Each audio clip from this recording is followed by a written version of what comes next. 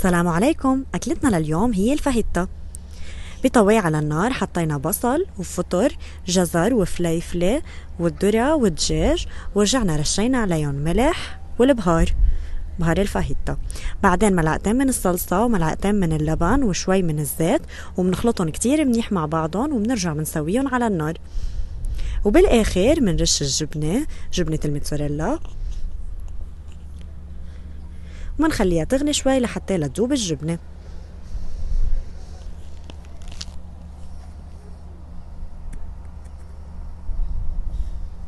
وهيك بتكون النتيجة من بعد ما ساحت الجبنة.